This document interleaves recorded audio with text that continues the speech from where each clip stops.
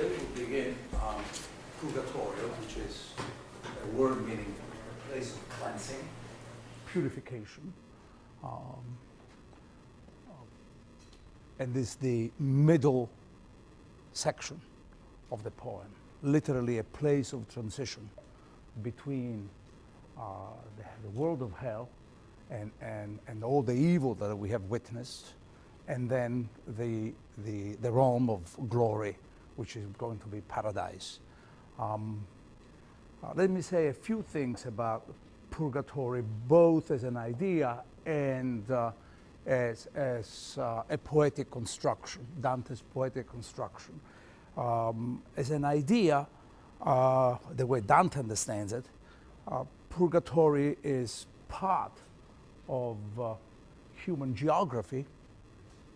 As you know, it's located in the southern hemisphere. There are two hemispheres in medieval geography. The northern hemisphere, which is the one we inhabit, and then there is the southern hemisphere. And Purgatory is an island. I have tried to explain to you last time the origin of this place. It's in Dante's mythopoeic thinking. It's an island that emerged from the northern hemisphere at the time of Lucifer's fall.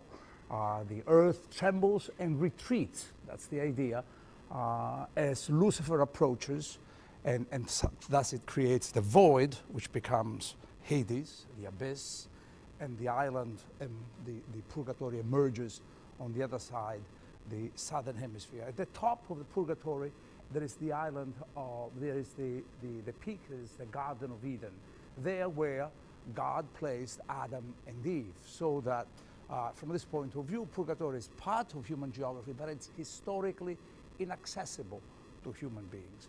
One hero that we already met, Ulysses, in Inferno 26, tries to approach an island, and retrospectively we can understand that that was the island of Purgatory. This is a place of immortality that Ulysses wanted to reach and could not. That journey of his ended in shipwreck and tragically. Inferno 26 is the text for that kind of concern. The other trait about Purgatory, a moral trait, since this is now, we are going to enter the realm of reconstruction of the human. And this sort of makes sense that Dante should place it immediately after hell. It is as if only by knowing, only by experiencing, more or less as metaphorically as we can, through the poetry of Dante, the nature of evil and the horror of it, can we begin to have an appreciation of the good toward which now the pilgrim is going to climb. The other thing that you should keep in mind about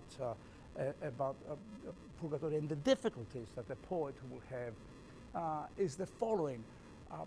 The perception of moral life and political life in Purgatory was so satanic, so narrow, so terrible, that Dante is going to have a lot of quite a challenge to try to explain the usefulness and the possibility of reconstructing a moral world and a political world. He came very close to a total rejection of the historical world and the political world. And now he has to find out how that reconstruction is going to be possible. The way he will do this is literally to go back to the natural world. Do not expect Dante to imagine a place where there is some kind of redemptive intervention from the outside that can tell us this is the way you do it. No, no. The natural the natural world must be capable of producing within itself some, at least contain some seeds for a need to reconstruct, for a need for the good. So this is going to be part of his strategy and his difficulties. A further trait of Purgatory, which was really completely missing in Inferno. In Inferno, we had never had a sense of time. Time was the biological clock of the pilgrim, who was the only living creature, the only truly displaced figure, and he is the only displaced figure throughout the poem. In Purgatory, we will find, Purgatory, they're all displaced figures, so it's a more human world. But here now they have the sense of time. In fact, the first thing that we come to understand is what time is. It's time understood as future-oriented, as a projection in some kind of future, and at the same time, this idea of time also turns out to be a return to the past. So that as the pilgrim is going ahead, he really discovers that he's going backwards to the Garden of Eden, exactly there where Adam and Eve were placed at the top of Purgatory by God at the time, in the story that you have in Genesis, for instance. But this idea of time, this will become truly a leitmotif throughout Purgatory, the idea of what is the relationship between the past and the future, since the only real time is really the future, from that a point of view which makes you understand that even the past was the future at some point at least, right? So the future is the only thing that Dante is going to be interested in, and the future will come, and the possibility of a future, and the way it's related to the past will become the object of his concerns, the object of his thinking openly as he goes through the various ledgers of Purgatory. Poetically, the Purgatory is divided into three parts, I would say. Actually, the first part is the so-called ante-Purgatory, made of souls who are waiting, not really penitents yet, but waiting to be assigned a particular place along the ledgers, and then the so-called penitents, who are going through a process of cleansing, beginning with pride and ending with lechery at just before the pilgrim gets into the Garden of Eden. The ordering of sins is the exact reversal of the ordering of sins you had in Inferno. Here you begin with a spiritual sin or intellectual sin, the question of pride, and end up with the most physical and material of them all, lechery, which, as you recall, is the inverted image of what happened in Inferno, right? With the Lucifer and the sin of Lucifer being really a sin of pride at the end of Canto 34.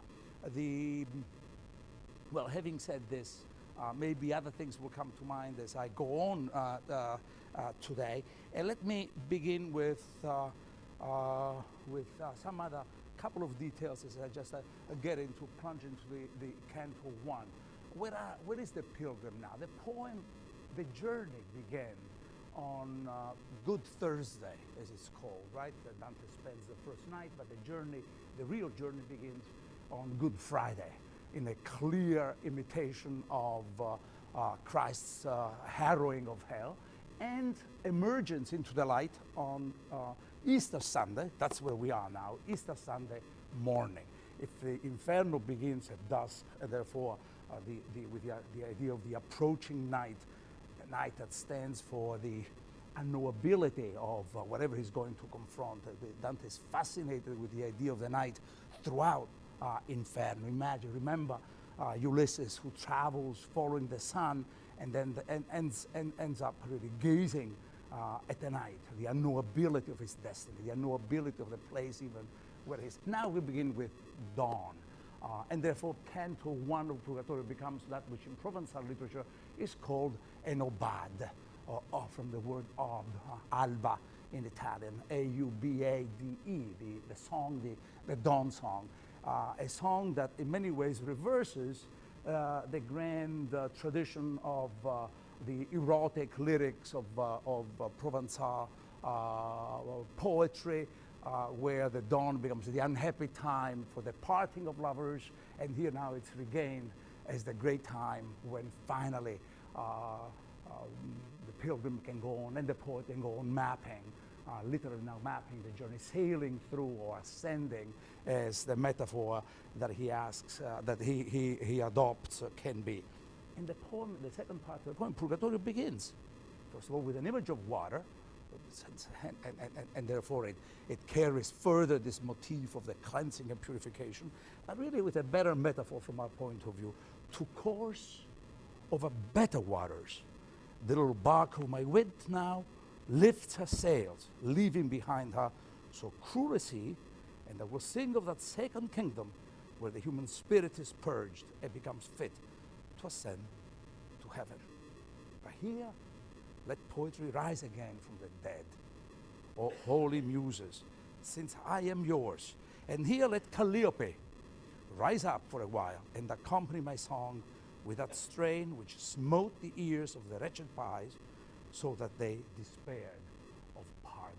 It's an extraordinary poem to Purgatory for a number of reasons. First of all, Dante picks up the metaphor of the epic topos, the epic metaphor of the journey with which the poem began, in the middle of the journey of our life, as you recall. But now this idea of the process is indicated with, first of all, sailing, therefore literally recalling the sea voyage of Ulysses. That's one, an oblique metaphor. But I want to draw your attention to the use of this adjective, a comparative adjective. That's what we call it in grammar, as you recall, the better waters, which is Dante's emphasis exactly on the process and then the comparatively good. This is not the best of waters. It's not the worst of waters. This is the better waters. We are really on the way to better things. It's a world of degree that Dante introduces. Dante really believes in a sort of hierarchy, in a hierarchy of values, of states, of powers, of beauty, of intellect. The world cannot be, it's never a dualistic world between what's bad and what's good. There's a lot of mediating steps along the way. And now he already introduces this whole question with the notion of the better waters, the little background. This is not only a journey. The interesting thing is this is a journey of poetry. It is as if Dante now wants to highlight a motif which is going to be very crucial throughout the poem and in our reading of this poem. The reading of this poem, and I have been addressing this issue to some of your questions, that there really is no sharp, no drastic discontinuity between the journey of the pilgrim and the journey of the poet, right? That the journey of the poet is an extension. It in itself is a journey. It in itself is a journey of knowledge and a journey of discovery. Dante makes large claims for poetry. Poetry is a way of knowing. It's just not an ornamentation or a commemoration of the past. Now here he talks about the journey as being the journey of the poet, the little bark of my wit. It's a conventional way of thinking about the bark of poetry with which he is. So there seems to be a way of saying this is now more, at this stage at least, he wants us to think about the journey of poetry and not just the journey that he himself will undertake, the journey of the pilgrim, the hard, difficult journey filled with fear that he was experiencing in Inferno. But I also want to draw your attention to another little detail of the text. This is the first time now that Dante will use the future tense. I will sing. We're in a world open to futurity. And if it's open to futurity, the only way of thinking about futurity is made possible by a belief in the new. You cannot really think, yes, you can think of the future, but if the future is exactly as it is today, then you really have no future. Then you really think that all is released into the domain of sameness. You know, if my day today is exactly what the world that I experienced yesterday, there's no new, no idea of the new. And Dante instead here now uses the future and clearly implying that there is an alternative, a difference, a possibility of doing things in ways that have not been done before. This is going to be a new departure for thought, a new departure for the imagination, and now he says it has to be also a new departure for poetry itself. I emphasize this idea of the future, I will sing. The first time that he wasn't saying this in Inferno, of course. He couldn't even say that in the Vita Nuova. You remember that I pointed out when we were reading that little autobiographical great text called the Vita Nuova at the beginning of the term, I indicated to you that there is never the future tense used in that text. It was all a book of memory, with the difficulties and the dangers of memory. The dangers of memory being that memory changes, can draw us into a world of phantasms. That's one of the, it's not a rejection of memory, only a way of highlighting its possible dangers, right? In the belief that unless you live with some idea of danger, maybe we're not really thinking hard enough. So here now it's the only time that the future was used in the Vita Nuova was either in the idea of death, when Dante has a prophetic dream and he hears a voice that he perceives as a kind of, so truth-laden is that voice that he thinks of it as a kind of prophecy, as a sort of oracle speaking to him. You too will die. Beatrice has just died. And then the death of Beatrice brings to his mind the fear and threat of mortality to him. You too will die. That's the way the future is going to be understood. But then the poem, the whole Vita Nuova ends with a statement of hope. I hope to work and write things whereby I can say things about Beatrice that had never been said about any woman. So that becomes the two possibilities of the future. The only, literally, one's grammatically the future tense, and the other one through this periphrastic construction, this oblique construction about the hope, the verb used as the hope, with the idea of the future indicated there. And then, but here, let poetry rise again from the dead. And the prayer to the muses, very much in the style of the epic tradition, and especially of the muses to one, the muse of the epic poetry, Calliope. But then the focus on Calliope will really tell you something about the kind of, I think retrospectively really explains, but let here dead poetry rise again from the dead. The poem presents itself as Calliope was the mother of whom? Anybody remember? You remember your mythology? Okay. No, you don't now, but it's the mother of Orpheus. So that let dead poetry rise again, let dead poetry rise again from the dead. Dante presents himself as if he were an Orphic poet. He is not an Orphic poet, but a poet in the tradition of Orpheus who wants to conquer death. That's clearly enough for him. That's what the Orpheus descent into the underworld really is, the way of conquering death, the belief that poetry can do the trick, that through poetry we immortalize ourselves, we conquer death. He's going very soon to understand that that's not the way he is going to do that. And then a second paragraph, I want to read it a little bit because it really gives you a different sense of the tonality of Purgatorio. Because not only you have now mourning and time, you also have for the first time light. Not the sort of spectacular shades of light, the blue, the reds, the green with which he experiences and dramatizes paradise according to the lights emanating from the various planets, the red of Mars, the white of Jupiter, the blue of Saturn. And so there is a kind of polychromic palette that is going to be deployed there. Here it's now a more human and natural world, the natural world. And listen to this, and then this enables me to say something else about the traits of Purgatorio. The sweet hue of the oriental sapphire, which was gathering the serene face of the heavens from the clear zenith to the first circle, gladdened my eyes again as soon as I passed out of the dead air which had afflicted my eyes and breast. The fair planet that prompts to love Venus, the morning star, that love made all the east laugh, veiling the fishes which were in her trains. I turned to the right. You remember that I sort of tried to explain to you that with one exception that I can't explain, nobody can explain, and only very few people have noticed,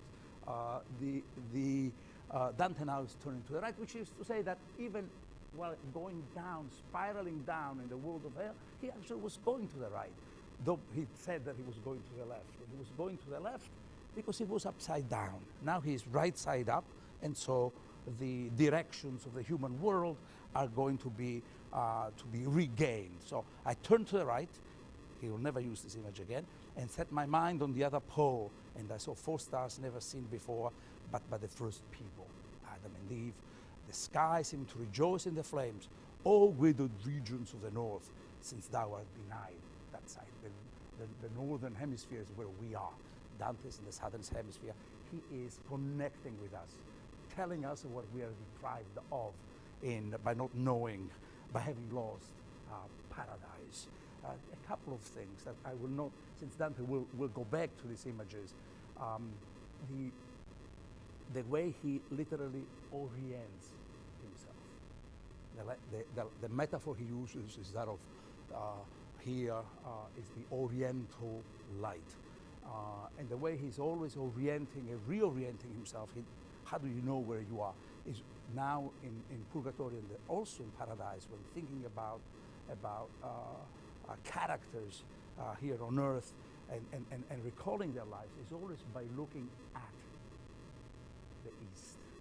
It's always by looking in the light of the East. And from this point of view, Dante really retrieves that most incredible metaphor that is available among the mystics, medieval mystics, and I'm thinking, or thinkers, I'm thinking of even Boetius, Cassiodorus.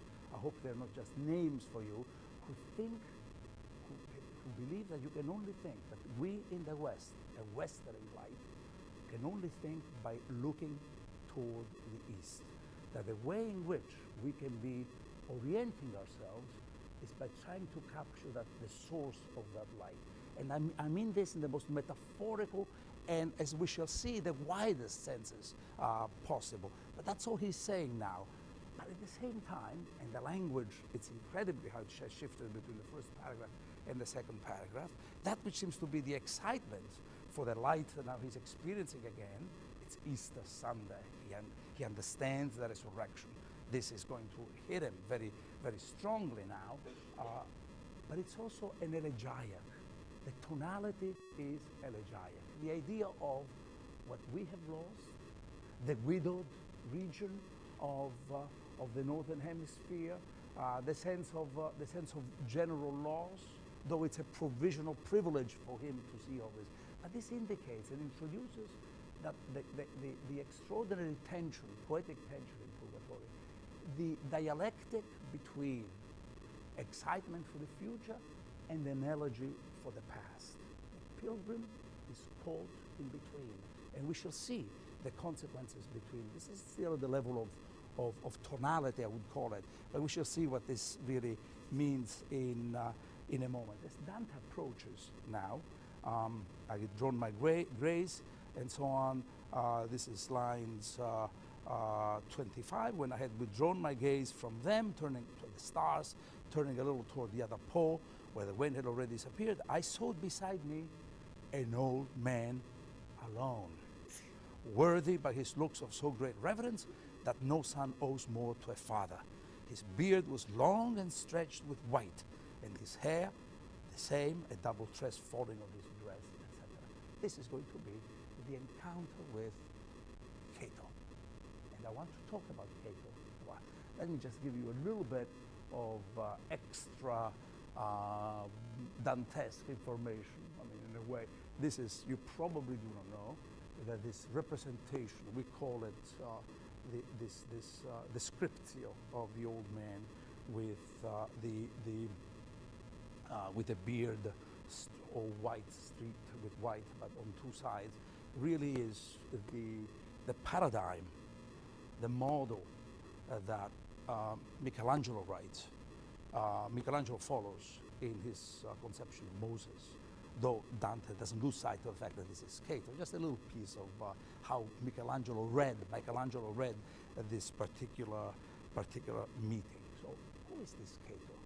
That Dante describes as an old man, and we also know that he's a Roman, he's a pagan, but he's not only a pagan, he's a man of laws. The first thing that he wonders, and he says, paragraph, who are you that have fled? These are just people who have tried to literally escape from prison, the eternal prison against the bride's scream, he said. Who has guided you, or who was your lantern in coming forth from the profound night that holds in perpetual blackness the valley of hell? Are the laws of the abyss? Very Roman. This is the Roman tradition of the law, right? Are the laws of the abyss? In a way, this is a man who is a stranger to the world of purgatory.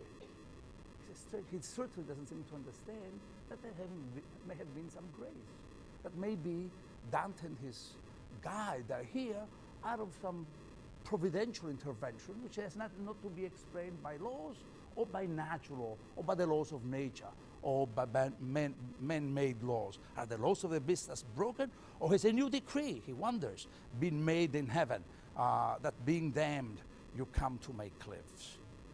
My leader, Virgil, the two Romans talk now. I'm of myself, then I answered him, of myself I came not. A lady, Beatrice, recapitulation of Inferno 1, descended from heaven, for whose prayers I succored this man with my companionship. But since it is thy will to have it made more plain, how in truth it stands with us, it cannot be mine to deny thee. This man never saw his last hour, but by his folly was so near to it that little time was left to run. I was sent to him and have shown him all the guilty rays, and now purpose to show him those spirits that cleanse themselves under thy charge. How I have led him would belong to tell thee. There descends from above virtue which aids me in bringing him to see there and to hear thee. May it please thee to be gracious to his coming. He goes seeking liberty, which is so dear as he knows, who gives his life for it. And the reference is clearly to Cato himself, who historical figure, actually committed suicide in the Civil War, and refusing to take sides between Pompey and Caesar, as is told in the great epic by Lucan, the Roman Spanish poet, who wrote the so-called Civil War, a text that is very polemical among other things, with Virgil. Thou knowest it, since death for it was no bitter to thee in Utica, in North Africa, where thou didst leave the vesture, the body, which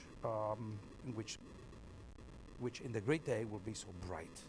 The eternal edicts are not broken for us, for this man lives, and Minos does not bind me, but am of the circle, limbo, where are the chaste eyes of thy Marcia, his wife, who in her looks still praise thee, O holy breast, that thou hold her for thine own. For her love, then, do thou incline to us. Allow us to go through thy 7 kingdoms. I will report to her thy kindness, if thou deign to be spoken of there below. And he responds, Marcia so pleased my eyes while I was yonder, he said then, that whatever kindness she sought of me, I did. Now that she dwells beyond the evil stream, she cannot move me more by the law which was made when I came forth from thence. But if a lady, etc., etc. This is an amazing, in substantial terms, an amazing beginning in the poem, because Dante meets Cato, whom he defines. We are being told there that he's an old man, a pagan, and a suicide. There are traits that Virgil singles out, obliquely referring to his adventures, and that clearly contradict the world of purgatory. Because the world of purgatory is a Christian canticle. This is Easter Sunday. Why have it inaugurated by the presence of a pagan who knew nothing of the incarnation? Why have it? It's the realm of a renewed life. Why start it with a suicide? Someone who we saw what Dante thought of the suicide in a complicated way throughout Inferno. There were a number of suicides inhabiting various aspects of various regions of hell, but especially among with the violent against nature in Inferno 13. And so an old man, a suicide, and a pagan.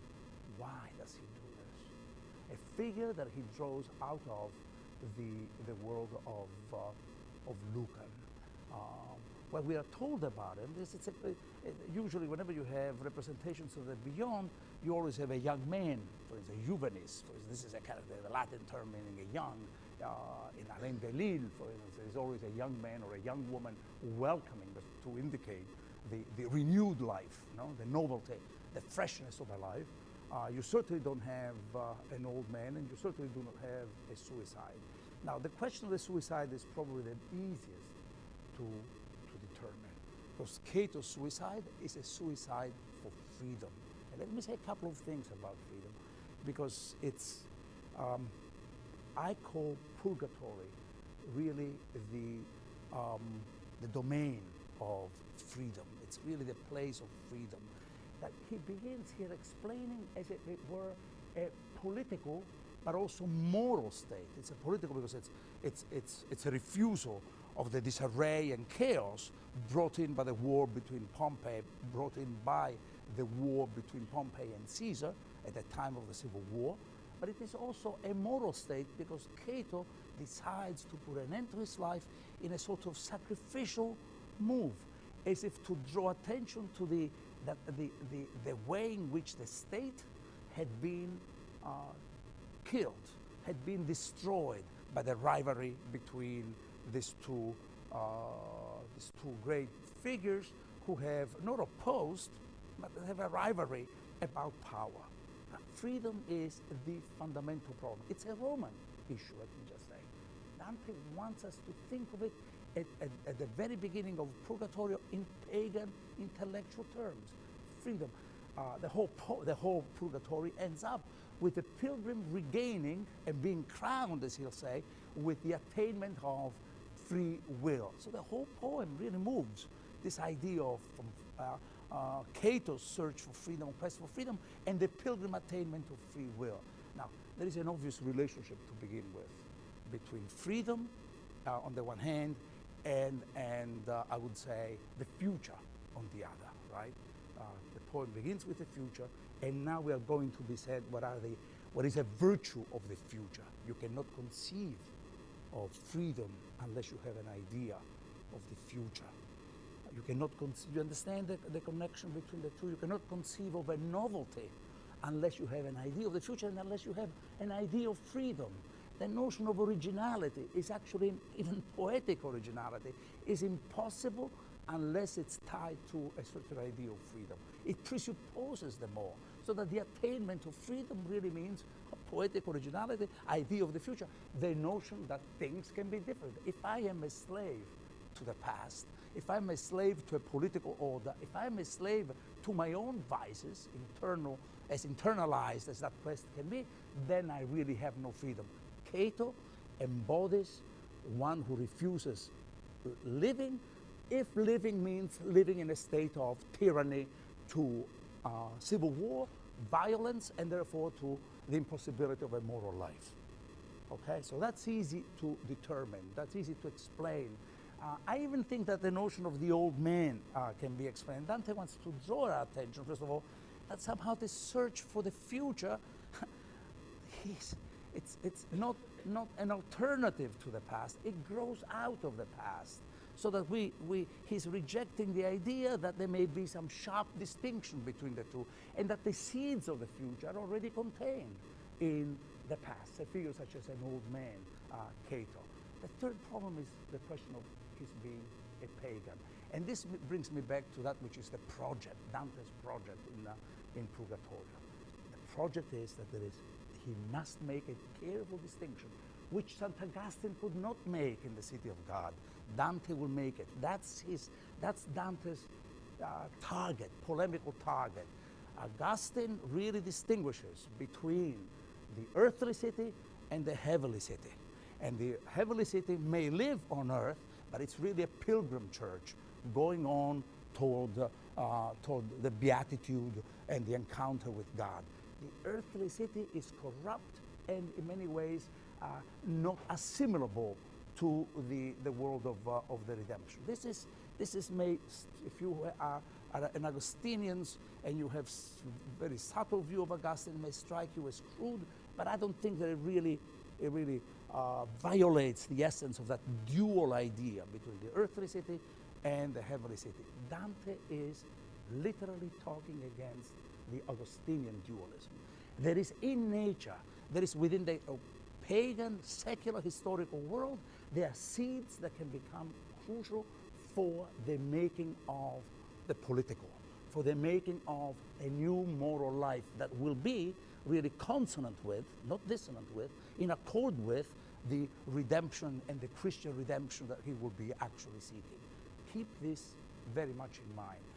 A sign of this incredible tension, time, the meaning of freedom, the value of the pagan world, the insistence on the secular as capable of producing some kind of seed for the future, emerges really in the second paragraph, when finally Virgil, to bend to the harshness, to temper the harshness of Cato, says, look, let us go through, because I know your wife, very Italian, I know your wife, and I'm going to go very back. That is to say, I know who you are, so do me a favor, because I'll be doing her a favor. Let me go and let Marcia, I will go there and they'll tell her what a great man you are, what a good man you are. What he's doing, he's appealing to Cato's affective memory. And it is an appeal, it's a solicitation that Cato refuses. She can do nothing for me. He refuses to be determined by the past. You see the ambiguities they're running through. Dante understands that you have to go somehow. The poet, in the figuration, understands that you cannot really have a sense of the future without being rooted in the past. And then here you have Cato, who can only make sharp distinctions. She can do nothing about me.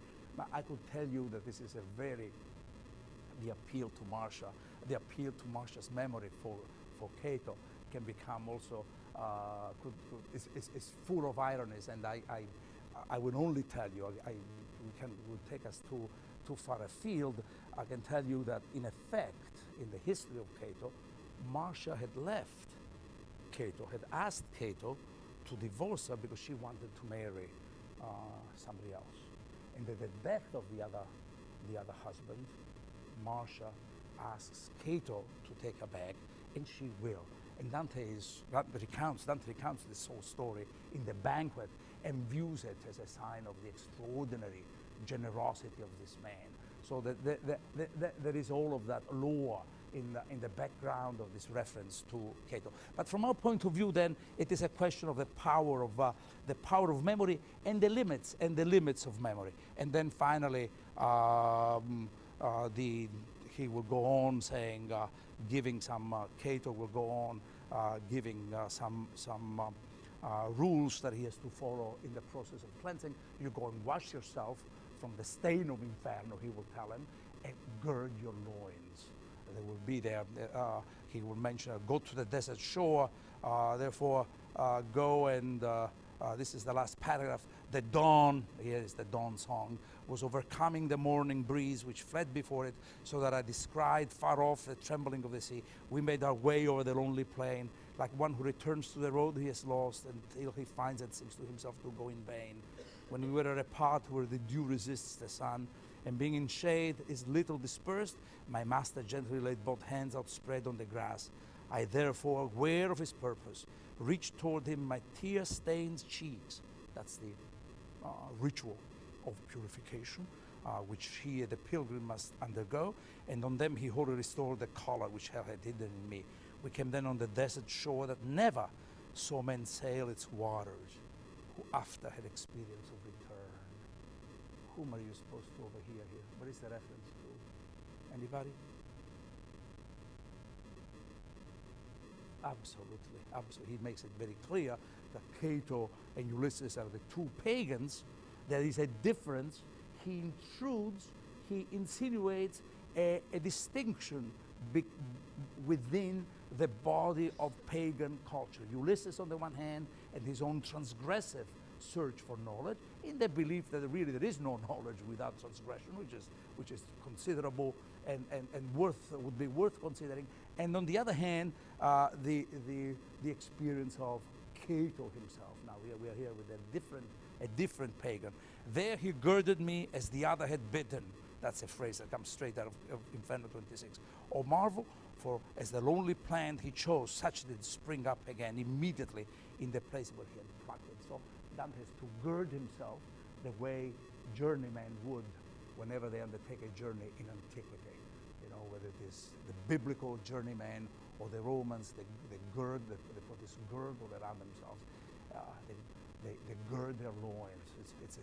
It's a moment of containment of self, right? And that's the ritual he has to undergo. From my point of view, though, the emphasis falls on the power of the natural world to restore itself. Because immediately, and it's an emblem of the resurrection here now, but we're still in the natural world. There is no element of grace.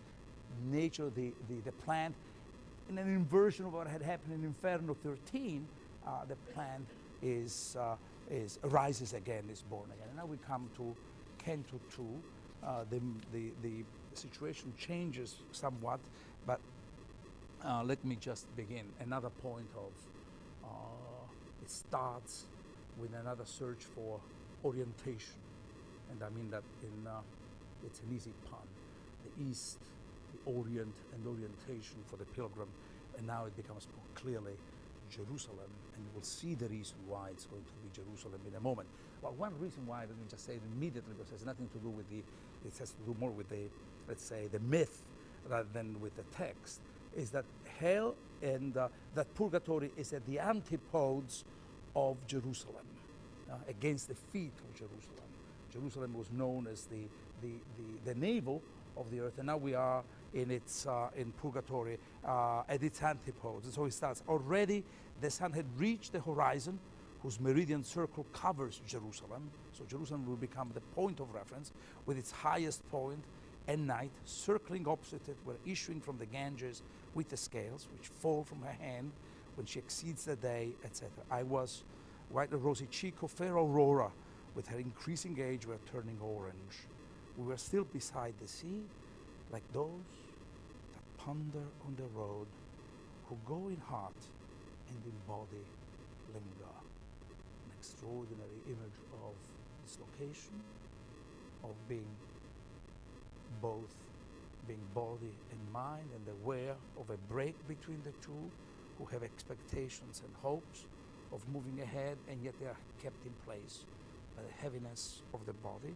And lo, as on the approach of morning Mars glows ruddy through the thick vapors low in the west over the ocean floor, so appeared to me, may I see it again, a light coming so swiftly over the sea that no flight could match its speed.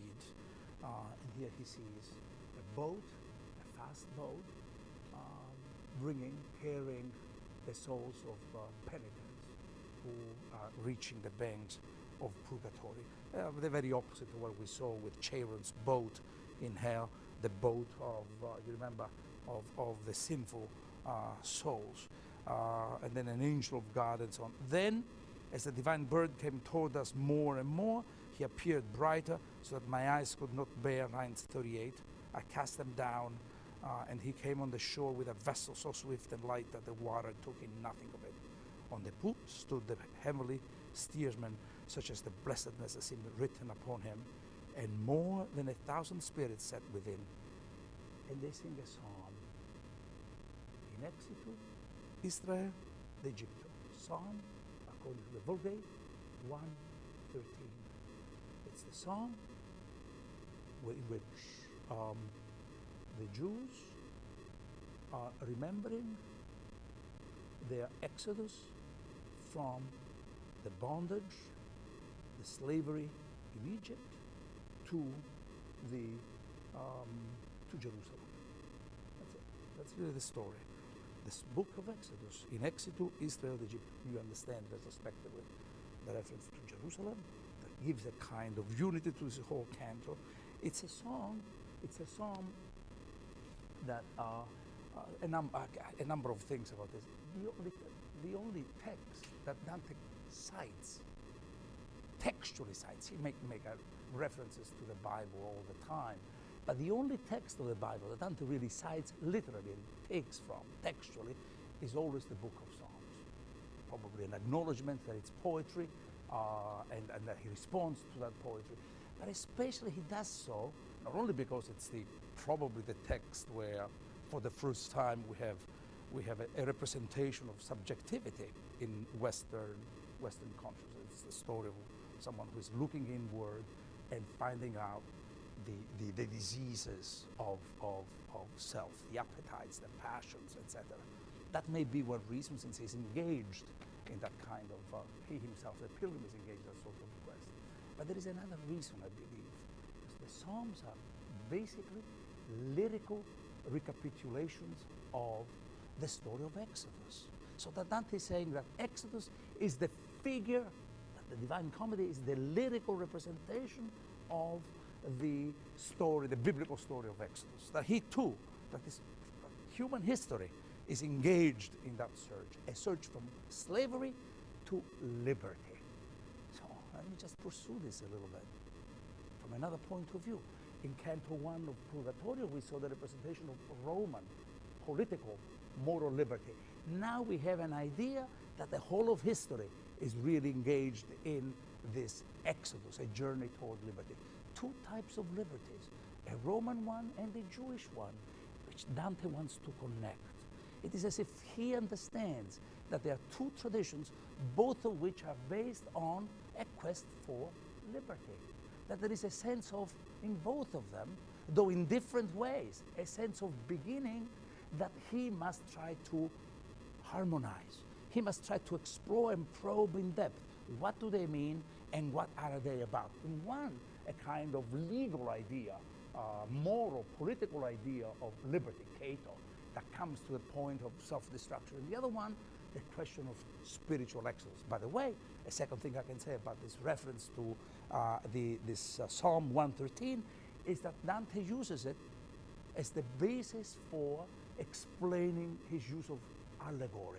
You remember that I spoke about the allegory of poets and the allegory of theologians, and that the difference was the historical basis of the narrative. The story of Exodus for Dante is historically true. It's an event. So this gives a kind of biblical, figural aura to Dante's representation, allegorical representation at least.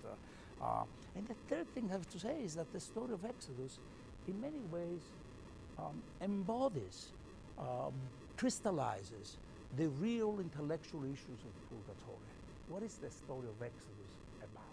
Of course, the leaving behind the house of bondage, as they call it, the house of bondage, the taking along the gold of the Egyptians, which really means the secular knowledge. That secular knowledge is also part of what we must carry with us in the journey toward freedom. That's it. But it also means that they stay in the desert. The Jews stay in the desert for 40 days. They feel that they're abandoned by Moses, who has come up to receive the tables of the law. And while they're abandoned, they engage in idolatry. This is the story of Exodus, a story of a people caught between idolatry and revelation and promises, and prophetic promises, prophecy and idolatry. And the idolatry shows itself as a statement or as an experience of nostalgia. That's what the making of the golden calf is, a statement, a way of, desperate as they may be because they are now leaderless, and they will be for a while, then they engage in an act of desire, a longing for at least the safety, or what they perceive as the safety of their dwelling in Egypt, mindless of the fact that they were in bondage. It is as if safety, the safety of living, were preferable to them, even in if that is a safety provided, procured, and in the shadow of tyranny, of bondage. So you see, these are the concerns that Dante will have as he comes into Purgatory. The whole of Purgatory is literally a journey, a way of looking back and forth between the future and the past. And the future and the past are rivaling with each other for the control of the mind of the pilgrim. Let's see how this is going to be developed. And I hope I have time to give you time for questions, because I realize I'm saying a lot of things, and a lot of things I'm not even saying. the poem, the canto, shifts from these grand historical concerns, these reflections on how the pagan world experiences beginnings and new departures, only with an ideology of freedom and this idea, biblical idea of a new beginning, which is really a break with slavery, a break and the retrieval of the idea of freedom in a general way, in a historical way. Now it shifts, the narrative shifts, and then it's all internalized. The pilgrim moves within himself. And the first statement is that he does not know where he is. And that's an emphasis, that is to say, a way of alluding to this exilic predicament he has. He literally has, he does not know where to go. He already had indicated that his state of mind was that of one who with the mind keeps going towards some place, but with the body he's kept behind. Remember that line, which clearly dramatizes the split with a kind of inner self-dislocation for the pilgrim. And now he just is, meeting this penitent souls who are as lost as he is about the place. And they all ask him for directions, which they are singing in exit with. They're in the desert. The desert, to be in the desert, where is the desert? The desert where one is. The desert, if you don't know which way to go, the desert is the unmapped space between Egypt, typologically speaking, and Jerusalem. It's some space in between. I have no routes, you have no paths, there are no carvings and markers left for you. And so they ask him, can you, lines 60 and following, if you know, show us the way to go up the mountain. And Virgil answered, you think perhaps we are acquainted with these places, but we are strangers. That's what it means to be an exile. And that's what it means to write this poetry of exile that Dante will write. This Purgatory is the place of the desert. There's a spirituality even of the desert, and certainly the statement of the exilic condition. We really don't belong here. We are always displaced and going somewhere else. And at the basis of Dante's own religious longing, there is the sense of displacement. There is a sense that we are somehow out of, that our hearts are out of where they should be. We came but now, a little while before you, by another road which was so rough and hard that another climb will seem to us as a pastime. The souls who had perceived from my breathing that I was still in life turned pale with wonder. And as to a messenger who bears an olive branch, the people crowd to hear the news, and no one heeds a crush. So every one of these fortunate souls fixed his eyes on my face, as if forgetting to go and make themselves fair. Now Dante becomes the object of temptation for the penitent souls.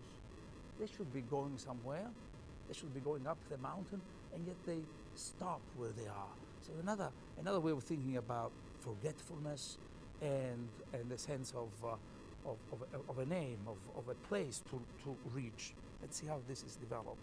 I saw one of them come forward with so much affection to embrace me that it moved me to do the same. Oh, empty shades, except in semblance. 3 times I clasped my hands behind him, and this often brought them back to my breast. Wonder, I think, was painted in my looks, at which the shade smiled and drew back, and I, following him, pressed forward. Gently he bade me stand, then I knew who it was, and begged me that he would stay a little and talk with me. This little detail of the embrace, the failed embrace, is one of the 3 failed embraces, a way of acknowledging for the pilgrim and us acknowledge that the souls here have no substantiality that we can grasp. This is the first, and there will be 2 more that I will talk about as we proceed. He answered, even as I love thee, my mortal flesh, so do I love thee, freed. Therefore I stay. But thou, why art thou on this journey? My casella. Dante meets a friend of his youth, a musician who probably had even set to music Dante's own poetry. A man from Siena who clearly has died. So it's to relieve the hardship of the journey. This is apparent, a moment of indulgence, a way of a meeting with a friend, a little pastoral interlude, if you wish, to break up the hardness of the desert and the implications of that metaphor. The world of not the quest, but now the pause of reflection, the pause of relief, the aesthetic relief that this can give him.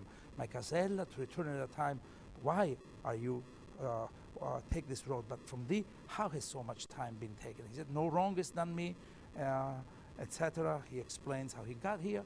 And I, if a new law does not take from the memory or practice of the songs of love, which used to quiet all my longings. This clearly is a reflection on the power of aesthetics and on the limits of aesthetics. May it please thee to refresh my soul with them for a while, which is so spent coming here with my body. And so Casella starts singing a song, which is a poem that Dante himself wrote, and now he sets it in music, as he probably may have done in this life. Love that discourses to me in my mind, he began then so sweetly, the sweetness sounds within me still. And here sweetness is to be understood as the attribute of musical harmony. I know that sweetness, and I indicated this when talking about the gluttons, it's always the language of the palate and the savoring, a certain savoring that goes on with the gluttons. Here it's really a musical attribute, the quality of the sound. And my master and I and these people who were with him seemed to say as content as if nothing else touched the mind of any. We're all rapt and attentive to his notes. When lo, Cato, the venerable old man, crying, what is this, laggard spirits? What negligence? What delay is this? Haste to the mountain to strip you of the sloth that allows not God to manifest to you. Okay, so here is an aesthetic, an aesthetic enclosure.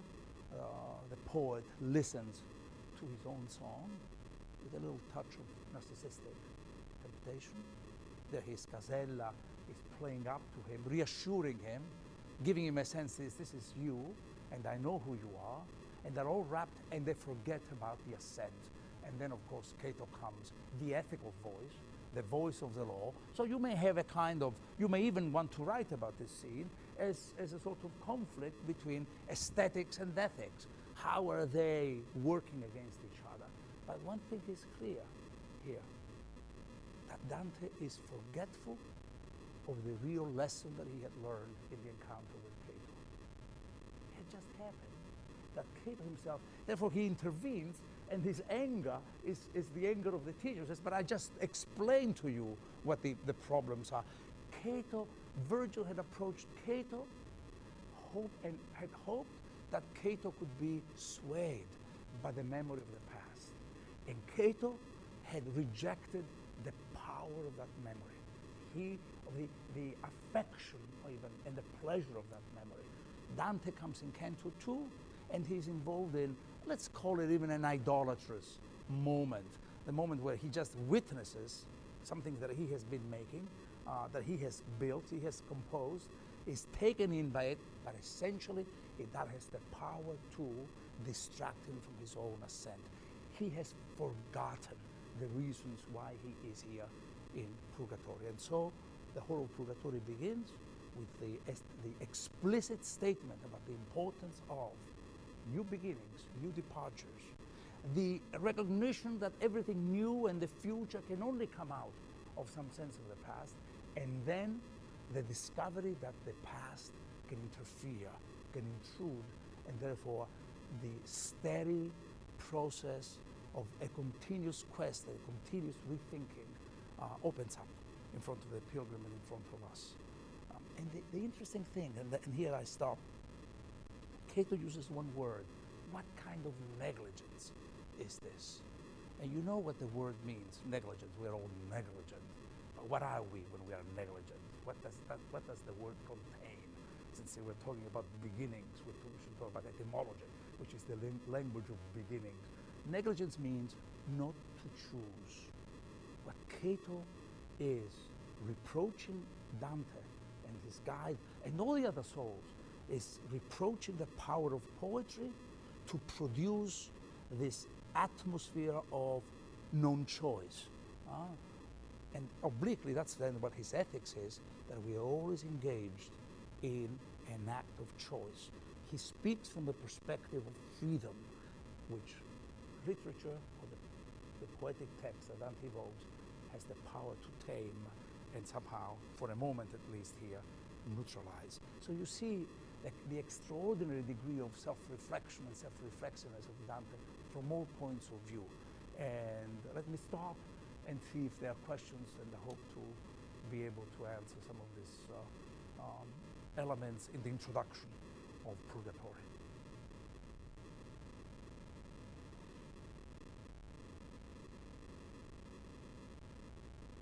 Yes.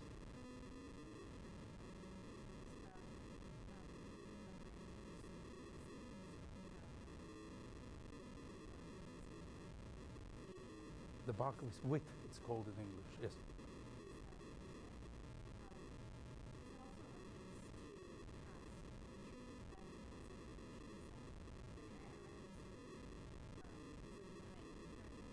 Yes.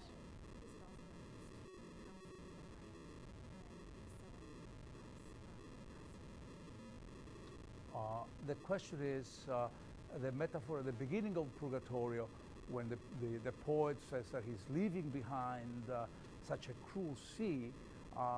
That cruel sea seems to be, and is actually, we can agree easily, a reference to Inferno. But then the question is, can it be also a reference to past epic traditions? It could be, but you would have to be a little bit more specific about what you mean. You mean the Odyssey, for instance, or the Aeneid, journeys by sea?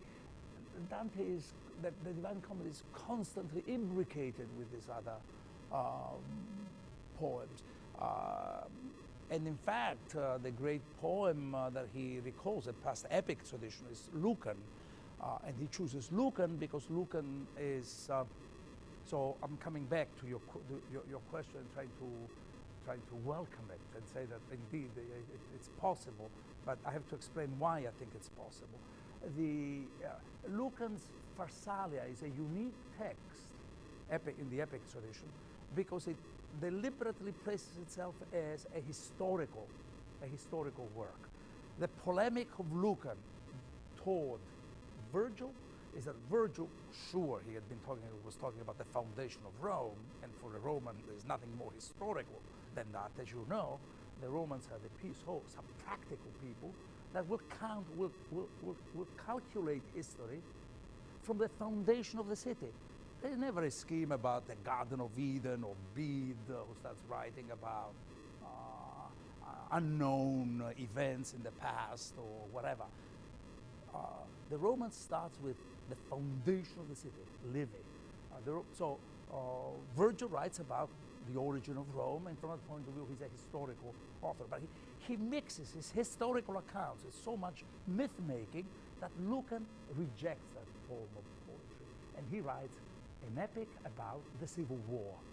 Lucan writes about Caesar and Pompey, which clearly is a way of adumbrating another more pressing civil war, that between Antony and Augustus, and alluding to the one between Sulla and Marius, the whole sequel of civil wars that had punctuated and given its the quality, the distinctiveness of Roman history. So in a way, I would say that Dante is rejecting a certain type of epic poetry that deals with some kind of generalized metaphorical accounts. Though, for instance, he's going to be Jason, he's going to be Aeneas. Now, we have to keep that in mind. It would be a turn to, at least in Canto I, a turn to the historical world, a way of making Purgatory part of history, because that's really the secret of Purgatory. Purgatory began by saying it's part of human geography, you remember? But not of human history. Dante wants to make it part of human history.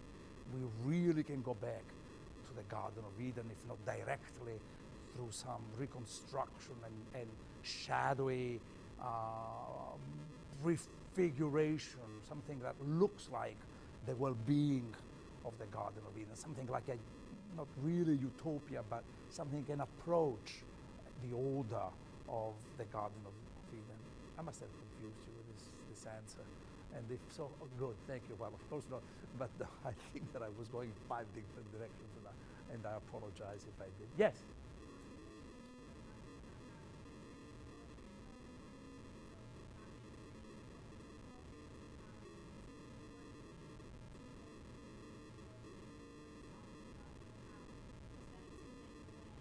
Yes.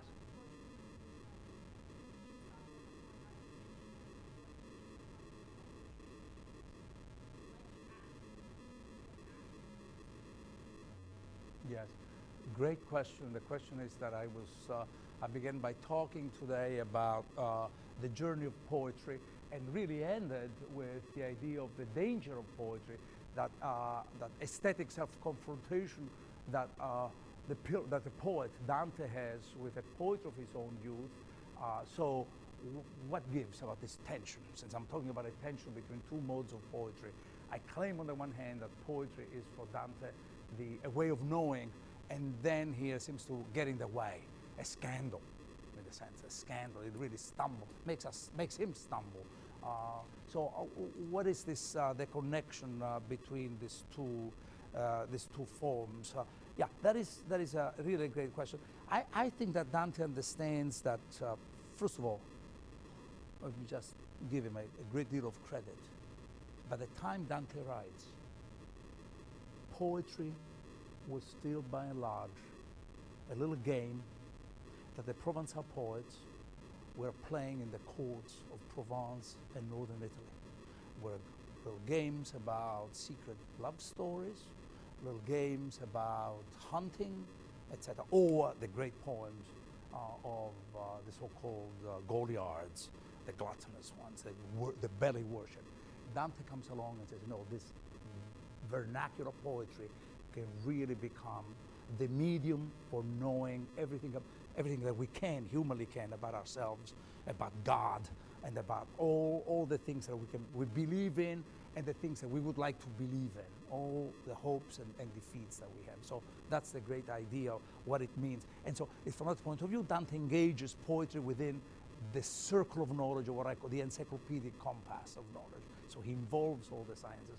But at the same time, that you ask me to think about that dialectic, one is not conceivable without the other. In order to really know, the first thing that poetry has to do is show that it knows itself. Usually, the reason why poetry is treated as a lowly art, you know, because it is meretricious, it gives itself to everybody. I'm saying all of this because the scene of Canto II really recalls a great scene. We haven't got time to go into that. It recalls another great scene, and I think that Dante is really rethinking the famous opening scene of Boethius, The Consolation of Philosophy, which I don't know if you have read, but I have mentioned it, but you will. You look like someone who would go to the library now and pick up the book. It's really a book. No, I'm serious. It's really a book where the philosopher is sick in bed. He does not know he's diseased. In order to find comfort, he picks up a book of poetry. The muses go to him, picks up a book of poetry, which probably is what most people will do if they got the flu. It's time to read good poetry, right? And then all of a sudden, Lady Philosophy appears and banishes his muses. Get thee hence, you harlots, he calls them, of the theater, because you don't give any real remedy. You just only provide provisional solace. So what Dante is doing is, so the whole of Boethius is philosophy is really better than poetry. A way of recasting the old Platonic quarrel, as we know from even the Republic, right? Between the debate between poetry and philosophy. What Dante is doing is, no. Poetry may have these dangerous temptations and possibilities, but that's what makes it part of its own self-knowledge. I cannot guarantee or promise that poetry will lead you to knowledge unless I show that the medium that I use knows itself. it knows its own temptations, it knows its own meretricious possibilities. You see what I'm saying? It always one. He said, you want me to highlight the reasons of that dialectic, that tension, and that the only answer that I can give is that one flanks the other constantly. So that the voice of Cato and the voice of Casella there, at the same time, they necessarily belong together in the unfolding, the articulation of Dante's own voice. This is, you cannot expect to have one as well, then if this is really dangerous, can I have something else? No, it's not either or. It's both and. The either or, the ethical or the aesthetic and the ethical, as if they were two opposed forms, just will not do. Okay? Other questions? I wish we had another hour here so that I could really talk about some of these details in the beginning of the poem. Well, since I hear none, no other questions, thank you. See you next time. Good Thursday, as it's called, right? Dante spends the first night, but the real journey begins on Good Friday in a clear imitation of Christ's harrowing of hell and emergence into the light on Easter Sunday. That's where we are now, Easter Sunday morning.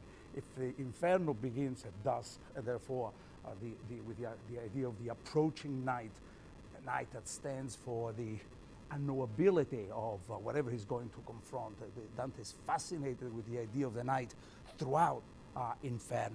Remember Ulysses, who travels following the sun and then ends up really gazing at the night, the unknowability of his destiny, the unknowability of the place even where he's. Now we begin with dawn. And therefore, Canto I of Purgatory becomes that which in Provençal literature is called an aubade, or from the word aube, alba in Italian, A-U-B-A-D-E, the song, the dawn song, a song that in many ways reverses the grand tradition of the erotic lyrics of Provençal poetry, where the dawn becomes the unhappy time for the parting of lovers, and here now it's regained as the great time when finally the pilgrim can go on and the poet can go on mapping, literally now mapping the journey, sailing through or ascending, as the metaphor that he asks, that he adopts can be. And the poem, the second part of the poem, Purgatory, begins, first of all, with an image of water, and therefore it carries further this motif of the cleansing and purification, but really with a better metaphor from our point of view, to course over better waters. The little bark of my wit now. Today we begin Purgatorio, which is a word meaning place of cleansing, purification.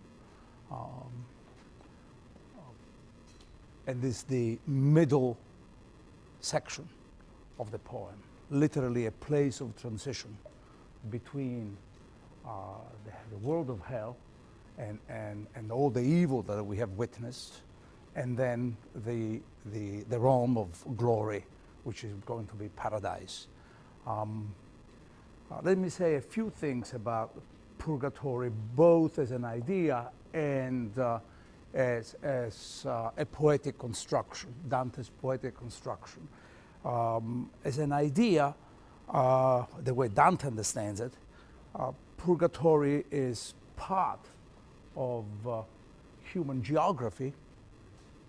As you know, it's located in the southern hemisphere. There are two hemispheres in medieval geography. The northern hemisphere, which is the one we inhabit, and then there is the southern hemisphere, and Purgatory is an island. I have tried to explain to you last time the origin of this place, in Dante's mythopoeic thinking.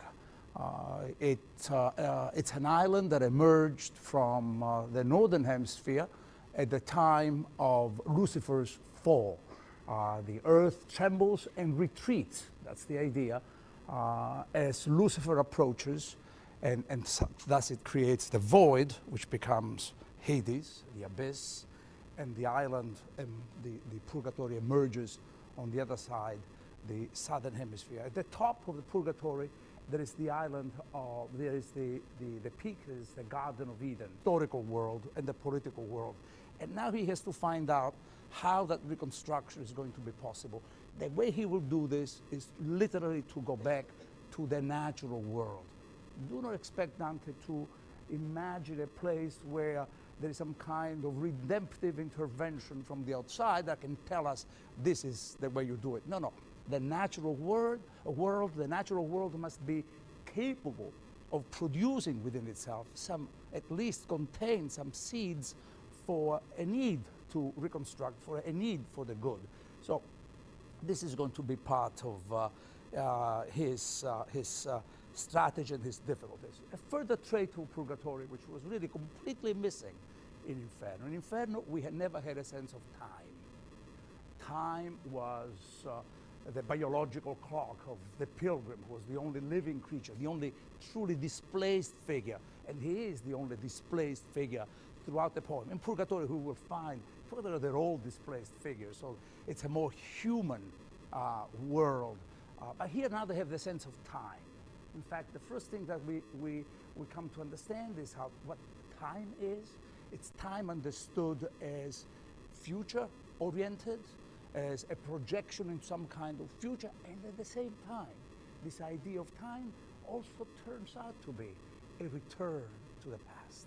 So that as the pilgrim is going ahead, he really discovers that he's going backwards to the Garden of Eden, exactly there where Adam and Eve were placed at the top of Purgatory by God at the time, in the story that you have in Genesis, for instance. But this idea of time, this will become truly a leitmotif throughout Purgatory, the idea of what is the relationship between the past and the future, since the only real time is really the future, from that a point of view which makes you understand that even the past was the future, at some point at least, right? So the future is the only thing that Dante is going to be interested in, and the future will come, and the possibility of a future, and the way it's related to the past, will become the object of his concerns, the object of his thinking openly as he goes through the various ledgers of Purgatory. Poetically, the Purgatory is divided into three parts, I would say. Actually, the first part is the so-called anti-Purgatory, made of souls who are waiting, not really penitents yet, but waiting to be assigned a particular place along the ledgers, and then the so-called penitents, who are going through a process of cleansing, beginning with pride and ending with lechery at just before the pilgrim gets into the Garden of Eden. The ordering of sins is the exact reversal of the ordering of sins you had in Inferno. Here you begin with a spiritual sin or intellectual sin, the question of pride, and end up with the most physical and material of them all, lechery, which, as you recall, is the inverted image of what happened in Inferno, right? With the Lucifer and the sin of Lucifer being really a sin of pride at the end of Canto 34. Well, having said this, maybe other things will come to mind as I go on today. And let me begin with some other couple of details as I just plunge into the Canto I. Where is the pilgrim now? The poem, the journey began on there where God placed Adam and Eve, so that from this point of view, Purgatory is part of human geography, but it's historically inaccessible to human beings. One hero that we already met, Ulysses, in Inferno 26, tries to approach an island, and retrospectively we can understand that that was the island of Purgatory. This is a place of immortality that Ulysses wanted to reach and could not. That journey of his ended in shipwreck and tragically. Inferno 26 is the text for that kind of concern. The other trait about Purgatory, a moral trait, since this is now we are going to enter the realm of reconstruction of the human. And this sort of makes sense that Dante should place it immediately after hell. It is as if only by knowing, only by experiencing, more or less as metaphorically as we can, through the poetry of Dante, the nature of evil and the horror of it, can we begin to have an appreciation of the good toward which now the pilgrim is going to climb. The other thing that you should keep in mind about Purgatory and the difficulties that the poet will have is the following. The perception of moral life and political life in Purgatory was so satanic, so narrow, so terrible, that Dante is going to have a lot of quite a challenge to try to explain the usefulness and the possibility of reconstructing a moral world and a political world. He came very close to a total rejection of the